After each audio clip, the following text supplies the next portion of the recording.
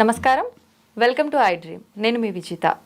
ప్రస్తుతం మనతో పాటు ఉన్నారు ప్రముఖ ఆధ్యాత్మికవేత్త, శ్రీ విద్యా ఉపాసకులు, ఎంతో మందికి మంత్రోపదేశం చేసిన గురువుగారు శ్రీ గురు కరుణామయ్య గారు మనతో పాటు ఉన్నారు. ఇప్పుడు గురుగారితో మాట్లాడి మన సందేహాలన్నింటినీ నివృత్తి చేసుకుందాం. నమస్కారం గురుగారు. శ్రీమాత్రే నమః. గురుగారు, ఇంట్లో ఎవరైనా చనిపోయినప్పుడు వాళ్ళకి సంబంధించిన వస్తువులన్నీ తీసి బయట పడేయలేము. ఆ వస్తువులన్నీ ఇంట్లో వాళ్ళకి సంబంధించిన వాళ్ళు ఎవరో ఒకరు వాడుతుంటారు. అలా వాడటం కరెక్టేనా? అసలు వాడటం వల్ల ఏమైనా దోషం అనేది కలిగే అవకాశం ఉంటుందా? లేదు, మన మనిషే కదా, మనిషి మనలో లేకపోయినా వాళ్ళ వస్తువుల ద్వారా మనలో ఉన్నారు అని అనుకుంటున్నాము, ఆ భావన కలుగుతోంది, తప్పేముంది, ఇలా అనుకోవచ్చు అంటారా గురుగారు? చచ్చిపోయిన వాళ్ళ వస్తువులు వాడకూడదు అని అభిప్రాయం ఉన్నవాళ్ళు, అంటే చెడు జరుగుతున్నారు, వాళ్ళ ఇంటి అడ్రస్ ఏదో చెప్తే మనం వెళ్ళిపోదాం. వాళ్ళ నగలన్నీ ఉంటాయి కదా, అవి బయట పడేస్తారు, అవి తీసేసుకుందాం. ఎందుకంటే మరి వాళ్ళది వాడకూడదు కదండి. నీది ఎక్కడ వస్తుంది? వాళ్ళ బట్టల దగ్గర వస్తుంది, ఇంకో దగ్గర వస్తుంది, ముట్టుకోకూడదు అంటున్నావు. అసలు దీంట్లో ఏమీ అసలు స్థారమే లేదు ఈ ఆలోచనలో. ఒక మనిషి ఒక జీవి, ఆ జీవి ఒక దేహంలో ఉండి ఎన్నాళ్ళు ఉంటారో వెళ్ళిపోతారు. మనకి మరణం అంటే భయం, చావు అంటే భయం. నిజమే గురువు. ఆ 10 రోజులు ఎవరిని ముట్టుకోకూడదు, తగలకూడదు, ఇవన్నీ ఏదో డిసిప్లిన్ కోసం పెట్టారు. అందరితో ఆగకుండా వాళ్ళు మరణించే వాళ్ళ వస్తువులు వాడకూడదు అన్నది కూడా అవుతుంది. వేసుకున్నామే అనుకోండి, ఏమి శక్తి వస్తుంది? అక్కడ ఏం లేదు, వెళ్ళిపోయింది ఆ శక్తి. ఆ రకంగా చూస్తే చనిపోయిన వాళ్ళ వస్తువులు వాడడంలో ఏమీ తప్పులేదు. ఎందుకంటే మీరు కాశీ వెళ్ళారనుకోండి, ఆ చచ్చిపోయిన వాళ్ళ బట్టలు దుప్పని తీసి ఇంకోటి దాన్ని తీసి కప్పేసుకుంటూ ఉంటాడు. అక్కడ వాడు బాగానే ఉన్నాడు, వాడి జీవితంలో వాడు బాగానే ఉంటాడు. ఇక్కడ ఉంటుంది అంతా భయము అనేది. సో ఒక రకంగా చూస్తే ఈ బట్టల వల్ల వాటి వల్ల ఎనర్జీలు ట్రాన్స్ఫర్ అవుతాయంటే నేను నమ్మను. నా పర్సనల్ అభిప్రాయం అడిగారు కాబట్టి చెప్తున్నా. కాకపోతే ఒక మహానుభావుల వస్త్రం నేను ధరించినప్పుడు వాళ్ళ వస్త్రం నేను ధరించాను కాబట్టి వాళ్ళ గుణగణానికి అనుగుణంగా నేను నడుచుకోవాల్సిన బాధ్యత కూడా నా మీద ఉంటుంది.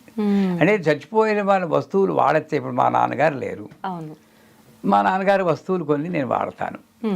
వాడినప్పుడు నా యొక్క అభిప్రాయం ఏంటి?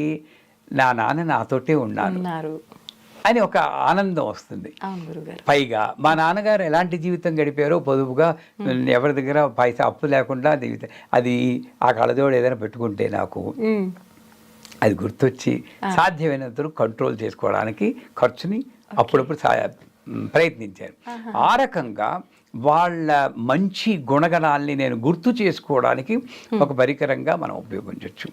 ఒకటే అమ్మ, మనం ఒక సిద్ధాంతాన్ని పాటిస్తే పూర్తిగా పాటించాలి. అవును గురుగారు. మీరు ఇందాక చెప్పినట్టు వాళ్ళ వస్తువులు వాడకూడదంటే బంగారము, వెండి ఇవన్నీ కూడా ఎవడు వాడకుండా బయటికి దొరికేయాలి. అలా కాకుండా అవి వాడచ్చు, బట్టలు వాడకూడదు అంటే విలువైన వాటికి తప్పు లేదు. పోయిన వాళ్ళది ఆ కర్మలన్నీ వెళ్ళిపోతుంది, అప్పటితో వెళ్ళిపోయింది. వాళ్ళ గుర్తుగా నేను మైండ్లో ఏదో సెంటిమెంటల్గా పెట్టుకుని వాడుకుంటే వాళ్ళకి గౌరవంగా వాడుకోవచ్చు, తప్పులేదు. లేదా వాళ్ళ పేరు మీద ఇంకో అనాథ తరణాలనుకో ఎవరికో లేని వాళ్ళకి డొనేట్ చేసేయచ్చు. అది కూడా వాళ్ళ పేరు మీద ఒక భక్తిభావంతో చేయాలి. కానీ అది ఉంటే నాకేదో చెడు జరుగుతుంది, ఉన్నన్నాళ్ళు ఓహో అని పూజించావా, వాడు వెళ్ళిపోగానే అది ముట్టుకుంటే నాకు చెడు. ఎక్కడుందమ్మా ఇందులో న్యాయం? ఆ మనిషి వెళ్ళిపోయాక బట్టల్లోకి చెడు వచ్చేస్తుందండి? లేదు. నిజంగా వాడు మంచివాడు అయితే బట్టల్లో కూడా మంచివాళ్ళు ఉండాలి, మంచితనం ఉండాలి. ఎక్కడో ఆలోచనలో పొరపాటు ఉంది. అంచేత రెండే మీకు పరిహారాలు చెప్తున్నాను. ఒకటి పరిష్కార మార్గాలు, ఒకటి మీరు ధైర్యంగా వాళ్ళని గుర్తు చేసుకుంటూ, మా నాన్నగారు మా గురువు గారి బట్టలన్నీ నేను వేసుకుంటాను, ఆయన వెళ్ళిపోయారు, అది ముట్టుకున్నప్పుడు గురువు గారే కాగలించుకున్నట్టు ఉంటుంది. ఆ భావంతో పర్ఫెక్ట్ వేసుకోవచ్చు. లేదా ఇంకోళ్ళకి దానం ఇచ్చేయండి మొత్తం అంతా, అంతే, ఇంక్లూడింగ్ ఇవి. అది సాధ్యం కాదు గురువు గారు. చేయమనండి, మరి మీ వాళ్ళు ఒకటే రూల్ కదా. దానం ఇచ్చేస్తే వాళ్ళు బతుకుతారు.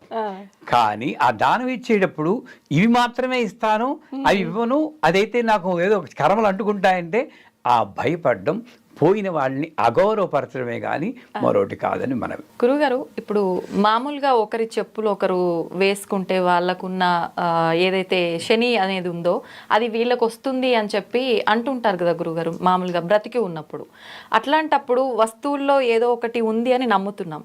మరి మనిషి చనిపోయిన తర్వాత కూడా వాళ్ళు లేకపోయినా వాళ్ళ వస్తువులపై ఆ ప్రభావం ఉంటుంది అనే వాళ్ళు కూడా ఉంటారు కదా గురుగారు.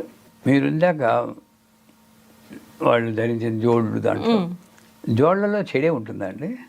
మరి గురు పౌర్ణమి వస్తుంది, గురుపాదుకలు అంటాడు. అవును. మరి నేను తొడుక్కున్న జోళ్ళు వాళ్ళకి ఇస్తాను, కర్రజోళ్ళైనా ఏదైనా. నా చెడంతా వాళ్ళకి వెళ్ళిపోతుందా? వాళ్ళు కళ్ళకొద్దుకు తీసుకుంటున్నారు. మరి నా బుర్రలో ఏదో ఎక్కడో ఫాల్ట్ ఉంది. ఆ జోళ్ళు అనేప్పుడు చెడుతూనే ఆలోచిస్తున్నాను. జోళ్లల్లో ఆ మనిషి ఎటువంటి వాడో వాళ్ళ కర్మలు ఉంటాయంటే నేను ఒప్పుకుంటాను. కానీ ఇంకోళ్ళ జోళ్ళు వాడితే నాకు చెడు జరుగుతుందంటే జోళ్ళు కాళ్ళ కిందకు ఉన్నాయి కాబట్టి అది చెడు అంటే అది లాజికల్గా కరెక్ట్ కాదు. ఒక రకంగా చూస్తే ఈ వస్తువుల్లో ఏమీ లేదమ్మా, మైండ్లోనే ఉంది. నీకు జోళ్ళు చెడంటే వీటిల్లో కూడా చెడు ఉంటుంది. కొంతమంది దీన్ని కరిగించేసి వేరేలా వాడుకుందాం అంటారు. అవును. కరించేసి రూపం మార్చిన మూలమే. వాడు ముట్టుకున్న బంగారమే, వాడు ముట్టుకుని జోడే. ఎక్కడ పోతుంది ఈ కర్మలు? అంచేత నువ్వు చచ్చిపోయిన వాళ్ళ వస్తువులు ఎందుకోసం వాడుతున్నావో నేను నిర్ణయించుకోవాలి. నా అవసరం కొద్దీ వాడుతున్నానా? అప్పుడు అన్నీ వాడు. వాళ్ళ కుర్చీ వాడు, వాళ్ళ కుర్చీలో కూర్చుంటారు. ఎన్ని వస్తువులు పారేస్తారమ్మా? ఆ వ్యక్తి ఇల్లంతా సంచరిస్తారండి. డైనింగ్ హాల్ కుర్చీలో కూర్చుని భోజనం చేస్తారు. ఆ కుర్చీ విసిరి మంచమే పడుకుంటారు, మంచం విసిరి ఇవన్నీ విసిరితే నువ్వు ఒక్కదానే ఉంటావు ఇంట్లో. ఇల్లు నువ్వు ఇది కాదు. అంచేత నేను నా ఆలోచన విధానాన్ని మార్చుకోవాలి. ఎయిదర్ దానివల్ల నాకు చెడే వస్తుంది, చావు అంటే చెడు అనుకుంటున్నావు అమ్మా, అక్కడే వచ్చింది పొరపాటు. నిజమే గురువుగారు. కానీ హోమ్ కమింగ్ అంటారు మా గురువు గారు. ఎక్కడి నుండి వచ్చామో అక్కడికి వెళ్ళిపోతున్నాం, హోమ్ కమింగ్ అంటారు. అందుకే పుట్టిన జీవి పుట్టగానే ఎందుకు ఏడుస్తుందంటే అబ్బా దూరం అయిపోయాను అమ్మ నుండి అని ఏడుస్తుందేమో అని అనుకోవాలట మనం. మరి ఇది కదా నరకం కదా. లోపల గర్భంలో 9 నెలలు కూర్చుని బయట నొక్కుకుపోతూ బయటకు వచ్చి ఊపిరి అందక అది ఎంబిలికల్ కార్డు కట్ చేసేస్తే భయం వేసి నెల బతుకుతానని ఈ స్థితి నుండి మళ్ళీ వెనక్కి వెళ్ళిపోయిన హోమ్ కమింగే కదా అది. వాడికి వెళ్ళిపోయిన వాడికి ఆనందంగా ఉంటుంది. కానీ నాకు ఎప్పటి నుండో ఒక చావంటే ఒక భయం పట్టుకుని మరి పెద్ద పెద్ద స్వామీజీలు వెళ్ళిపోతూ ఉంటారండి. వాళ్ళ పాదరక్షలు, వాళ్ళ కాళ్ళ జోడు, స్వామి రామ మ్యూజియం అక్కడ కాలిఫోర్నియా ఉంది, వెళ్ళి చూసాం. అవన్నీ కూడా చూసి దండం పెట్టుకుంటున్నారు. కొంతమంది వాళ్ళ శిష్యులు వాడుకున్న వాళ్ళు ఉంటారు. మరి ఈ సిద్ధాంతం పెడితే వాళ్ళు వాడుకోకూడదు కదా. నేనేమనుకుంటున్నాను, చచ్చిపోయాడంటే వాడి నుంచి చెడే వస్తుంది అనుకుంటున్నాను. అంతే. అది మనిషిని బట్టి ఉంటుంది కానీ చావు బట్టి ఉండదు. నీ ఓన్ వ్యక్తిని నువ్వు ఎవరినైతే ఇన్నాళ్ళు ఎవరినైతే గౌరవించావో వాడు వెళ్ళిపోగానే వాడి చెడ్డ ఎలా అవుతుంది వాడి వస్తువులు అంటే ఆలోచన విధంలో తప్పే కానీ ఈ పద్ధతులు ఏమీ తప్పులేదు, శుభ్రంగా వాడుకోవచ్చు. నిజమే గురుగారు, మీరు చెప్పింది మార్చుకోవాల్సింది ఆలోచననే. అది మార్చుకోవాల్సింది. గురుగారు, పెద్దవాళ్ళు చెప్తూ ఉంటారు కొన్ని మనం చేసే పనుల వల్ల ఇంట్లో దరిద్ర దేవత తిష్టేసుకొని కూర్చుంటుంది, ఆమె ఒకసారి ఎంటర్ అయిందంటే లక్ష్మీదేవి రాదు, చాలా ఇబ్బందులు పడాల్సి వస్తుంది అని చెప్పి. నిజంగా ఇంట్లో దరిద్ర దేవత ఉంది అంటే మనకు సంకేతాల రూపంలో తెలియచేస్తుందని కూడా చెప్తుంటారు గురుగారు. ఎలా తెలుస్తుంది గురుగారు ఆ సంకేతాలు ఏంటి? నిజానికి దేవతల్లో దరిద్ర దేవత, ఉగ్రదేవత, అలాంటి దేవతకి ఇంకో గుణం ఆపాదించి మనం పిలుస్తున్నాం కానీ దేవత దేవతే. జ్యేష్ఠాదేవి అయినా, లక్ష్మీదేవి అయినా, రాహు అయినా, శనీశ్వరుడైనా అన్నీ పరమాత్మ స్వరూపం. సర్వం కల్విదం బ్రహ్మ అంటుంది. అంతటా వ్యాపించున్నదే బ్రహ్మాని. ఇవన్నీ హయ్యర్ స్టడీస్లో చదువుతున్నారు. ఆ చదివిన వాళ్ళు ఎవరికి చెప్పరు. మామూలుగా సంసారంలో ఇదో దరిద్ర దేవత, ఇదొక ఉగ్రదేవత అనుకుని దేవతల్లో కూడా విభజించేసి ఎవరికి తోచిన విధంగా వాళ్ళు చేస్తారు. నిజానికి దరిద్ర దేవత అంటే ఆవిడ దేవత యొక్క రూపం కాదు, అశాంతి. ఇది మనమే క్రియేట్ చేసుకుంటాం. ఇప్పుడు ఒక ఇంట్లోకి వెళ్ళామనుకోండి, ఆ ఇంట్లో మనం ఉంటున్నప్పుడు మాట సౌమ్యంగా ఉండాలి. మాటకు కొన్ని లక్షణాలు ఉన్నాయి. మృదు, మధుర, సరళ, సరస, గంభీర. ఇవన్నీ కలిపితే వాక్ అంటారు. మనం గై గైమని అప్పుడప్పుడు అరుస్తూ ఉంటారు. అప్పుడు వాయుమండలం కంటామినేట్ అవుతుంది. కంటామినేట్ ఒకసారి అయిపోయాక మళ్ళీ ఆ ఇంట్లో ఉన్నవాడికి దీని ప్రభావం వల్ల ఇంకా అరవ బుద్ధి వేస్తూ ఉంటుంది. ఇంకంతే, బతుకు బస్ స్టాండే. నిజమే గురువు గారు. ఇట్లా తయారవుతున్న ఇళ్ళు ఎప్పుడు ఎలా తెలుసుకోవచ్చు అంటే, మీరు ఒక సినిమాకో, ఒక సత్సంగానికో, ఓ తీర్థయాత్రకో, వెకేషన్కో వెళ్ళి మళ్ళీ ఇంటికి వెనక్కి వచ్చేటప్పుడు మళ్ళీ ఇంటికి వెళ్ళాలి, వెళ్ళబుద్ధి వేయట్లేదు అని అనుకున్నారంటే ఆ ఇంట్లో మీరు చెప్పిన ఆ దరిద్ర దేవత ఉన్నట్టే లెక్క. Okay okay. అంటే ఏమిటి, నా సొంత ఇంటికి నేను వెళ్ళలేకపోతున్నాను, అక్కడ ఏదో ఉంటుంది ఇంకా దరిద్రం, అశాంతి. మీరు ఒకటి చెప్తాను, అమెరికాలో ఉన్నప్పుడు పెద్ద డెంటిస్ట్ డాక్టర్ గారు నా గురించి చాలా పడిపోయానండి బిజినెస్లోను, మీరు వచ్చి ఒక హోమం చేయాలన్నారు. మీరు అన్న మంచి క్వశ్చన్. దరిద్ర దేవత అంటే రూపం చెప్తున్నాను. నేను ఏ హోమం చేయాలో నాకు తెలియదు. వెళ్ళాను. అక్కడ ఎక్కడి బట్టలు అక్కడే, తువ్వాళ్ళు కుర్చీల మీద, ఏళ్లలో గమనించుంటారు, విడి చేసిన బట్టలు కుర్చీల మీద అక్కడ వేళ్లాడుతూ ఉన్నవి. ఒక 4 టీవీలు, ఒక 5-6 వీసీఆర్లు, పనికిరాని చెత్త, విరిగిపోయిన కాలు విరిగిపోయిన కుర్చీలు, ఇవన్నీ సేకరించి పెట్టుకున్నారు వాళ్ళు. ఇది దరిద్రం. అంటే నాకు ఉపయోగం లేకపోయినా ఎందుకైనా ఉపయోగిస్తుంది అని అమ్మ పెట్టదు, అడుక్కు తిననివ్వదన్నట్టు నువ్వు అనుభవించవు, ఇంకోటికి ఇవ్వవు. పోనీ భోగిమంటలోనే పారేసావా అంటే అమ్మో సెంటిమెంట్, మా తాతగారు ఆయన ఇచ్చారు, ఈ కాలు విరిగిన కూర్చి నేను ఎలా పెట్టుకుంటాను, ఈ భావంతో నేను జంక్ చేర్చుకుంటున్నాను. నేను ఒకటే అన్నాను, అమ్మ నేను ఒక పని చెప్తాను, నెల రోజుల తర్వాత మళ్ళీ వస్తాను, నాకు ఇంట్లో ఒక వస్తువుకి ఒకటే ఉండాలి, టీవీ అంటే ఒకటే ఉంచండి, మిగతా అన్ని కొత్త వండి ఇచ్చేయండి ఇంకోటికి. ఎందుకంటే ఇనుము పర్టికులర్గా వస్తువు మీరు ఒక చోట పెట్టి దాన్ని 6 నెలల పాటు తొడకపోయినా, కదపకపోయినా, వాడకపోయినా అక్కడ ఈ దరిద్ర దేవత అనబడే, నేను చెప్పను, అలాంటి ఎనర్జీ వచ్చేస్తుంది. దాన్ని మీరు రాహు అని కూడా పిలుచుకోవచ్చు. దెబ్బలాట్లు వస్తాయి. ఏ ఇంట్లో అయినా సరే శుభ్రంగా ఉండాలి. సో నా ఇంట్లో దరిద్ర దేవత ఉంది అని ఎలా తెలుసుకుంటాను అంటే, అశుభ్రంగా ఉండి ఒక్క రూములో ఉండొచ్చమ్మా, నాకు డబ్బులే ఉండక్కర్లేదు, ఆ ఒక్క రూముని ఒబ్బిడిగా పెట్టుకుని చక్కగా డెకరేట్ చేసుకున్న 3 మంది ఉంటారు. నీట్గా ఎక్కడ ఉన్న వస్తువుని అక్కడ పెట్టేస్తే అక్కడికి వెళ్ళగానే ఒక మనశ్శాంతి ఉంటుంది. దరిద్ర దేవత బయట లేదు, ఇక్కడ ఉంది, మన ఆలోచనలో ఉంది. నేను శుభ్రంగా ఉండాలి. మీరు అనకూడదు కానీ చూసి వాళ్ళు క్షమించాలి.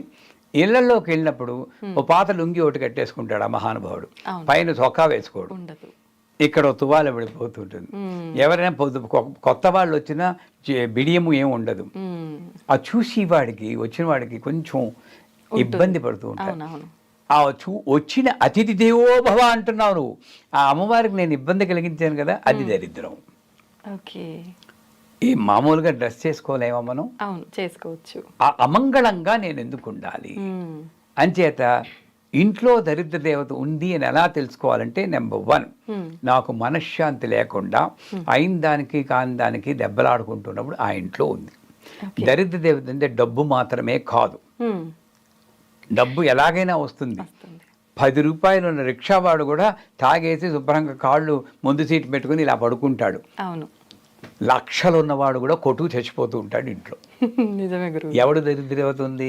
వీడి దగ్గర, వాడి దగ్గర, డబ్బున్న వాళ్ళ దగ్గర. అవునా కదా? మరి దరిద్రదేవత అంటే ఏమిటి? డబ్బా కాదు, మనశ్శాంతి. అది నా చేతుల్లోనే ఉంది. దానికి మళ్ళీ దేవతను పూజించక్కర్లేదు. అడ్జస్ట్ అయిపోతూ దెబ్బలాట లేకుండా నేను ఉన్న వాళ్ళతో, భర్తతో అడ్జస్ట్ అవ్వాలి, భార్యతో అడ్జస్ట్ అవ్వాలి, పిల్లలతో అడ్జస్ట్ అవ్వాలి, అందరితోటి అడ్జస్ట్ అవ్వడానికే నేను పుట్టాను, మార్చడానికి కాదు. ఈ అడ్జస్ట్మెంట్ లేకపోతే మనశ్శాంతి పోదు, అప్పుడు దరిద్ర దేవత ఉన్నట్టే. Okay. ఇల్లు శుభ్రంగా లేకపోయినా, తీసిన వస్తువు తీసిన చోట పెట్టకపోయినా, ఏ వస్తువు ఎక్కడ ఉండాలో అక్కడ ఉండాలి. అది లేకుండా వేరే చోట ఉన్నా, ఇందాక చెప్పినప్పుడు ఇనప వస్తువులు అవును మన శుభ్రం చేయకుండా కదపకుండా. అట్లానే ఉంటాం.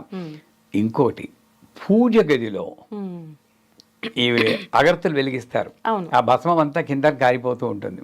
అరటిపండు తొక్కలు క్లీన్ చేయరు, చెయ్యరు. మరి ఎక్కడ ఉంటుందండి లక్ష్మి చెప్పండి. నిజమే గురుగారు. సో మీరు అక్కడున్న వైకుంఠంలో హాయిగా నారాయణ కాళ్ళు పడుతూ కూర్చున్న లక్ష్మిని తగుదునమ్మా అని చెప్పి ఆవాహయామి అని నీ రూమ్లోకి పిలుచుకుని అక్కడ చెత్తలని పడేస్తే మరి దరిద్ర దేవత ఎక్కడ ఉండక ఏం చేస్తుంది? అవునవును. సో నా పూజ రూమ్లో కూడా తర్వాత శుభ్రం చేసుకుంటాను అనకుండా అది కూడా శుభ్రంగా ఉంచుకోండి. ఇల్లు శుభ్రంగా ఉంటే, పూర్వకాలంలో ఎంత బాగా ముందు గుమ్మానికి పసుపు రాసి కుంకుమ బొట్లు పెట్టేవారు, ప్రధాన వాడికి, అవునా? అమ్మమ్మలు వాళ్ళు పెట్టేవారు. ఇప్పుడు బద్ధకం పెరిగిపోయి పెయింట్ అని తీసుకొచ్చి పెయింట్ వేసేస్తారు. ఈ పెయింట్లో ఏమిటి శుభం? అంచేత ఇటువంటి అమంగళకరమైనటువంటి చిహ్నాలు ఎక్కడైతే ఉంటాయో ఆ ఇంట్లో 100% దరిద్ర దేవత రూపంలో మనశ్శాంతి కరువు అవడం, చీటికి మాటికి కొట్టుకోవడం, ఇది మాత్రం దీంతో పాటు న్యాచురల్గా ఇది సరిగ్గా లేకపోతే రోగాలు వస్తుంటాయి. అంచేత అలా అలా అలా అలా అలా పడిపోతుంది. దీని మూల కారణం ఏ దేవత కాదు, మనమే ఆ మూల కారణం. మనమే స్వతహా. అంటే దీని నుండి తప్పించుకోవాలంటే ఇంటిని శుభ్రంగా ఉంచుకోండి, ఉన్న వాళ్ళతోటి మ్యాక్సిమం అడ్జస్ట్ అవ్వడానికి ఉండండి. రెండే మన జీవితంలో, యాక్సెప్ట్, అడ్జస్ట్ ఆర్ క్విట్. ఉండి కొట్టుకోవద్దు. గురువుగారు చాలా శాంతంగా చక్కగా ఎప్పుడు చూసినా నవ్వుతూనే కనిపిస్తూ ఉంటారు, అవును కదా గురుగారు? టీవీ కదా, నవ్వకపోతే కుదరదు. లేదు గురుగారు, టీవీ కాదు, ఆఫ్ స్క్రీన్ కూడా మీరు ఇలాగే నవ్వుతూ ఉంటారు యాక్టివ్గా.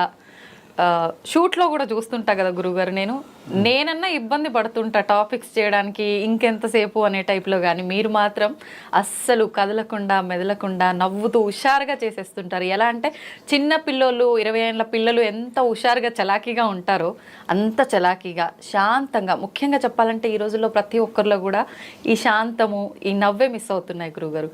ఇవన్నీ ఉంటేనే మనశ్శాంతి ఉంటుంది. ఇవన్నీ ఉండాలి అని, మనశ్శాంతి ఉండాలి అంటే ఇవన్నీ ఉండాలి.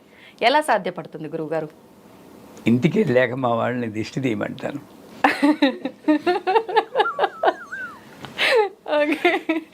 అది పడి 71 నాకు. నేను పుస్తకాలు చదవలేదు, పురాణాలు చదవలేదు, నా జీవితాన్ని చదివాను, ఎదురుగుండా ఉన్న జీవితాలు చదివాను. ప్రజలే నా పుస్తకాలు, ప్రపంచమే నా లైబ్రరీ. I'm telling honestly. నా గురువు, నన్ను కన్న అమ్మ, ఇద్దరూ నా జీవితానికి ఒక మార్గం ఏర్పరిచారు. సో ఆ సాధన ద్వారా కేవలం పూజ చేస్తేనే కాదు, ఇది నాకు ఒక sweet diversion from the materialistic life. Sweet diversion. ఏదో టీవీ చూడడం బదులు పూజ చేస్తున్నాను ఆనందంగా. దాంతోపాటు ఏం పాటించానో చెప్తాను. నన్ను నేను అబ్జర్వ్ చేసుకోవడం నేర్చుకున్నాను. ఎప్పుడైనా ఖాళీ దొరికినప్పుడు నా జీవితంలో వెనక్కి వెళ్ళి నేను నడిచిన మార్గం ఎలా ఉంది అని, అందుకే స్వాత్మానందల విభూత బ్రహ్మాద్యానంద సంతతి, తెలుగులో ఒక పాట ఉంది, నాలో నేనే రమిస్తూ అని. నీకు ఆ పాట తెలుసా? జగమంత కుటుంబం నాది, ఏకాకి జీవితం నాది. Perfect philosophy. చుట్టూరా జనాలు ఉంటారు, కానీ నా జీవితం నేనే అనుభవించాలి. నాలో నేనే రమిస్తూ అంటాడు. అంటే నన్ను నేను ఆలోచిస్తూ కూర్చోవాలి. అక్కడ 4 విషయాలు నాకు తెలిసే, ఆ 4 విషయాలు నేను ప్రాక్టీస్ చేయడానికి ఇంకా ప్రయత్నిస్తున్నాను. నేను పెర్ఫెక్షన్ మాత్రం నేను చెప్పట్లేదు. ఒకటి, ఎవరైనా ఏదైనా అంటే ఎంత ఫ్రీక్వెంట్గా నేను రియాక్ట్ అవుతున్నాను, how frequently you are reacting. Okay. మీరన్నా రియాక్ట్ అయిపోయి, ఆయనన్నా రియాక్ట్ అయిపోయి, ఇంకోటన్నా రియాక్ట్ అయిపోయి ఫ్రీక్వెంట్గా ప్రతి రోజులో 10 సార్లు రియాక్ట్ అవుతున్నానా? తగ్గించు. దాని మీద ప్రాక్టీస్. ఫ్రీక్వెన్సీ. ఓకే. ఎంత వైలెంట్గా రియాక్ట్ అవుతున్నాను. ఒక మాట అనేది గయ్యమని లేస్తూ ఉంటాం. అవును గురుగారు. అంత అవసరం లేదు. నాకు న్యూజిలాండ్లో గవర్నమెంట్ ఆఫీస్లో పనిచేసినప్పుడు ఒక ట్రైనింగ్ ఇచ్చారు. నా జీవితంలో ప్రతి సంఘటన కూడా అమ్మవారి అనుగ్రహం అమ్మ. నేను న్యూజిలాండ్లో ఉద్యోగం చేసినా, అమెరికాలో ఉద్యోగం చేసినా దాని నుండి నేను నేర్చుకున్నాను తప్పితే భుక్తికి మాత్రమే నేను చేయలేదు. ఓకే. న్యూజిలాండ్లో ఉద్యోగం చేసినప్పుడు ఆ కస్టమర్ సర్వీస్లో పెద్ద పెద్ద మౌరీస్ వచ్చేవారు. మనమేమో 5 అడుగుల 3 అంగుళాలు. వాళ్ళు వచ్చి ఎందుకు ఇవో నాకు బెనిఫిట్, నా డబ్బు ఎందుకు రావు అని గవర్నమెంట్ శాంక్షన్లని నేను ఆపేస్తే కొట్టడానికి వచ్చేవారు. కంప్యూటర్ బద్దలుగొట్టేసేవాడు. మాకు ఒక ట్రైనింగ్ ఇచ్చారు. అటువంటి పరిస్థితుల్లో కూడా రియాక్షన్ వైలెంట్గా ఉండకూడదు. ఓకే.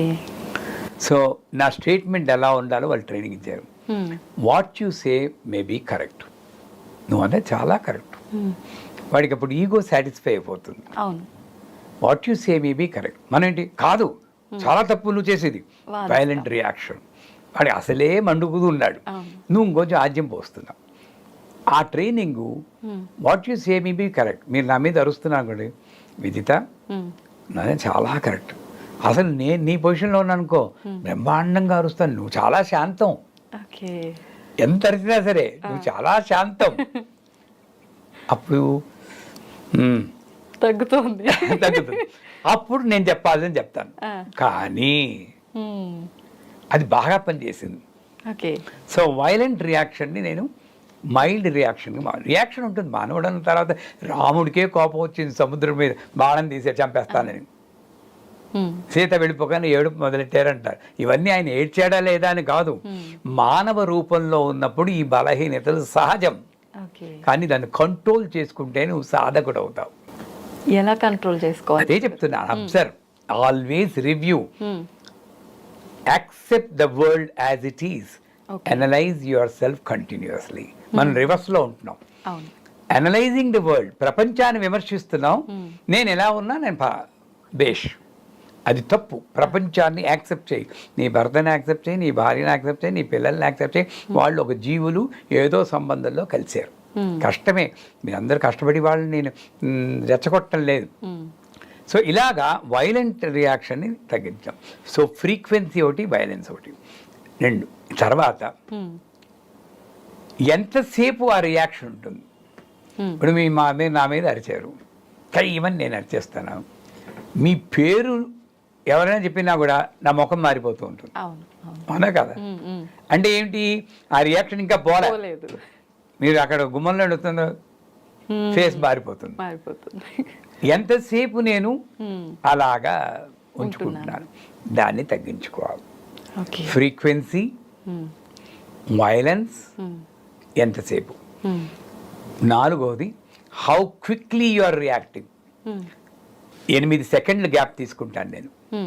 ఎవరైనా నా మీద కొంచెం కాంట్రవర్షియల్గా మాట్లాడినా, దెబ్బలాడేటట్టు నన్ను రెచ్చగొట్టేటట్టు మాట్లాడినా, మీరు అనుకోవచ్చు గురువు కదా, ఈయనకి సుఖం హాయిగా అందరూ జై జై అంటూ ఉంటారని. మాకు ఉంటాయి. నేను కనెక్టికట్లో పూజ చేస్తున్నప్పుడు సత్యనారాయణ వ్రతం చేసాం. అప్పుడు కర్మగారి నా సెల్ ఫోన్ మోగింది.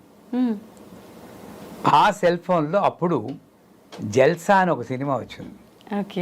ఆ జల్సాలో గల్లో తేలినట్టుందే అని ఒక పాట ఉంది. ఆ పాట రింగ్ టోన్ కానీ పెట్టాను. నాకు ఇష్టం, నేనేం చేయడం. నా కర్మగాలి అప్పుడే మోగింది. ఇంకా చూడాలి జనాలు, వీడిని ఎందుకు పిలిచారు, ఇలాంటి పాటలు వింటున్నవాడు ఈయన వింటలే. ఒక ఆయన అడిగితే, ఏంటండి రింగ్ టోన్ ఏంటి, మీ పూజలు ఏంటి అన్నారు. ఆ పొజిషన్ వచ్చింది. అప్పుడు చేసిన ట్రైనింగ్ నాకు పనికి వచ్చింది. క్విక్గా రియాక్ట్ అవ్వలేదు. అమ్మా నువ్వే మోగించావు, నన్ను రక్షించు తల్లి, ఈ రకాతం పెట్టకు అని ఒక 8 సెకండ్లు గ్యాప్ ఇచ్చాను. అమ్మ పలికింది.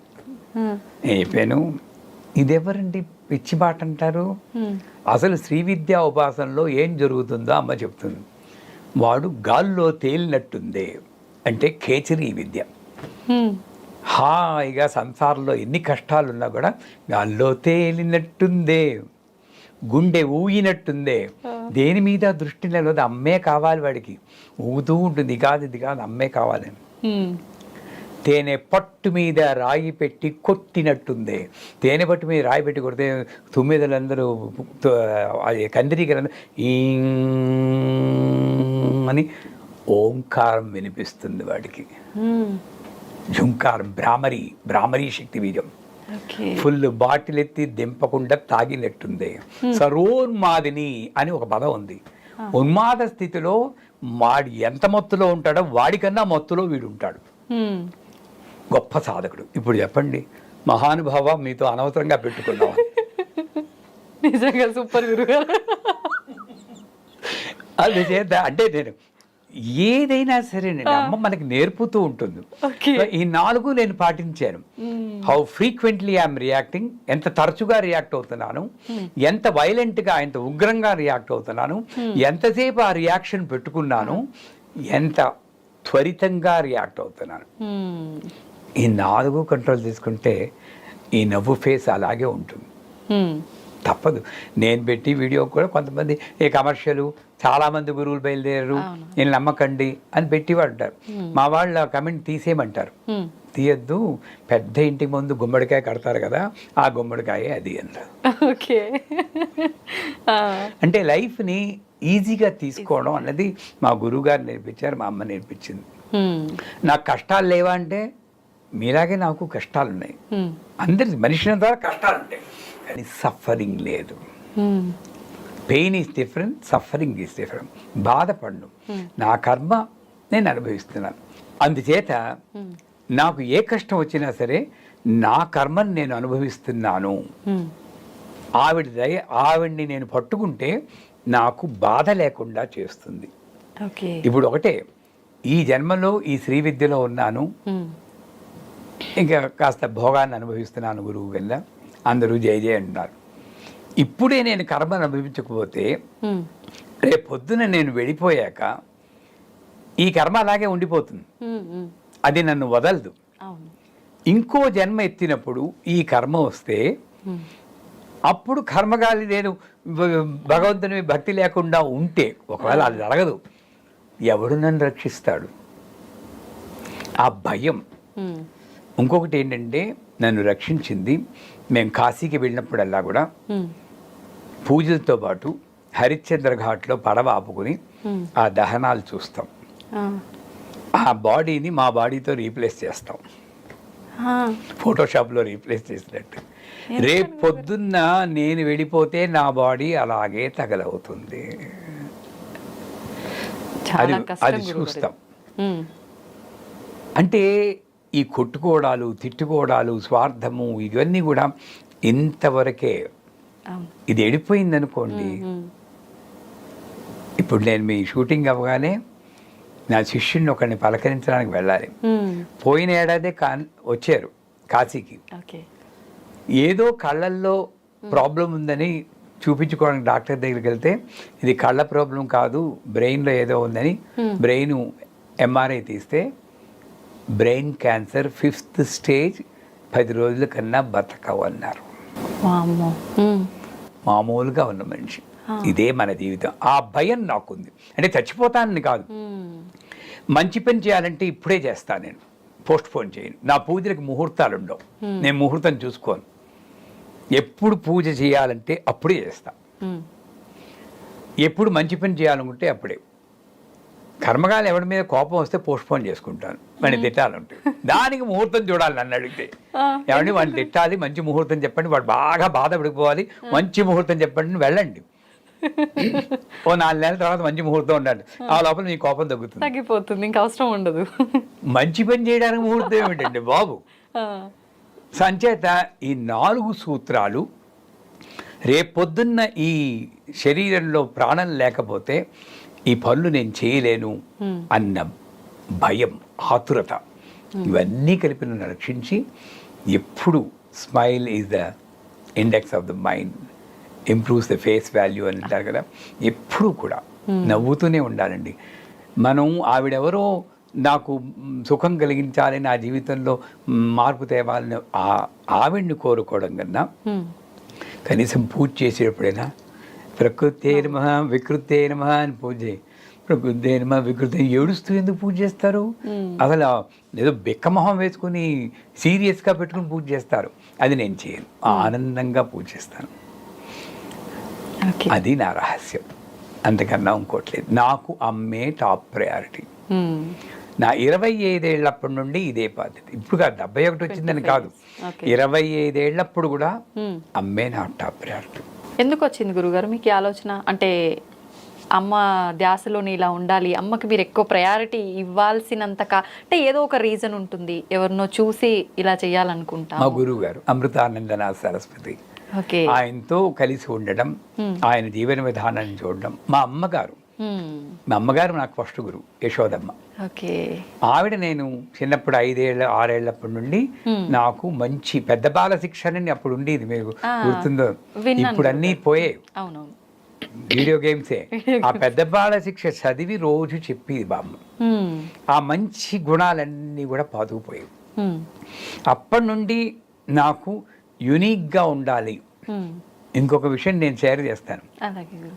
ఇంకొక 4 అంగుళాలు నేను పొడుగుంటే నేను ఈ గురువు అయి ఉండేవాడిని కాదు. ఎందుకని గురువుగారు? ఎందుకంటే 5 అడుగుల 3 అంగుళాల్లో ఉన్నా కూడా ప్రజలు నన్ను గుర్తించాలి, నేను యూనిక్గా ఉండాలని కసి బయలుదేరింది.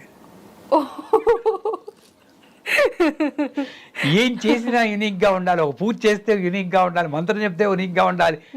ఆ విధానమే ఆహా ఇంకెవడు చెప్పలేడు అన్నట్లు ఉండాలని ఒక సటిల్ ఈగో నన్ను రక్షించింది. కామెడీగా ఉంది గురువుగారు. నేను ఒప్పుకుంటున్నాను కదా, నేనేం పోజు కొట్టడం లేదు. ఆ సటిల్, అందుకే ఇప్పుడు ఒక వ్యాఖ్యానానికి మరో వ్యాఖ్యానానికి సంబంధం లేదు. అదే ప్రశ్న మీరు రేపు 2 రోజుల తర్వాత ఇంకోది వస్తుంది. ఎందుకంటే రేపు ముందుగా చెప్పింది నేను చెప్పకూడదని ఇంకొకలాగా అదే అర్థం వచ్చేది చెప్తా. ఇది నాకు ఒక వాగ్దేవత మంత్రం అని మా గురువు ప్రసాదించారు. ఆ మంత్ర ప్రభావం వల్ల ఈ శక్తి వచ్చిందని ఇప్పటికీ నమ్ముతాను. ఆ మంత్రం ఏమిటని అడగండి. అడగొద్దా గురుగారు?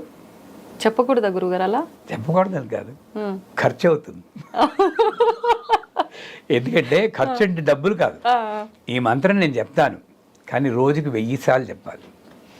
దానికి సిద్ధపడితేనే ఆ మంత్రం ఇస్తాను.